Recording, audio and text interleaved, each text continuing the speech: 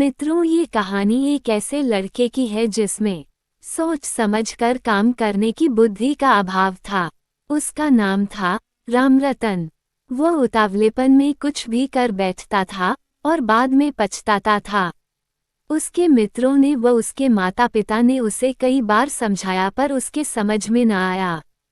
घर में copy pencil यदि न मिले तो वो इतना हल्ला गुल्ला मचाता था कि घर ही सिर पर उठ जाता था और पिताजी की डांट खानी पड़ती थी।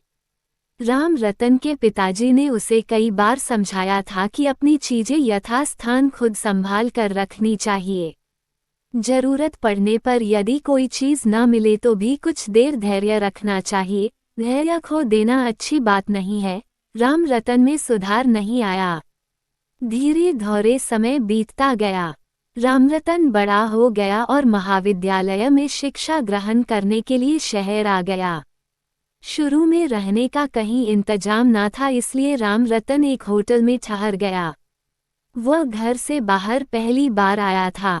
घर से चलते समय मम्मी ने उसे बड़े प्यार से समझाया था कि अपनी सभी चीजें संभाल कर रखे, क्योंकि जरा आंख चूकने पर लोग चीजें चुरा लेते हैं तथा उतावले होकर किसी से बिना सोचे समझे उल्टा सीधा न बोले। रामरतन ने मम्मी को आश्वासन दिया था कि वह इन सब बातों का ध्यान रखेगा। उसने होटल के कमरे में सामान रख दिया। जल्दी जल्दी थैले से कुछ चीजें निकालकर ड्रेसिंग टेबल पर बेतरतीब से पटक दी। अगले दिन जब वह कॉलेज जाने को तैयार हुआ तो पेन नहीं मिला। रामरतन ने जल्दबाजी में इधर उधर ढूंढा तो पेन नहीं मिला। अपनी आदत के अनुसार वह परेशान हो गया और तुरंत होटल के मैनेजर के पास पहुंचकर बोला, मेरे कमरे से पेन गायब है। सुबह सफाई करने कोई आया था, वही ले गया होगा। मैनेजर को ये सब बड़ा अटपटा लगा। उसने कहा, हमारे होटल से कीमती चीजें भी गायब नहीं होती, पेन क्या गायब होगा? आप बिना सोचे हमारे कर्मचारी पर आरोप लगा रहे हैं, ये ठीक नहीं है। आप फिर से देखिए, पेन आपके कमरे में ही होगा।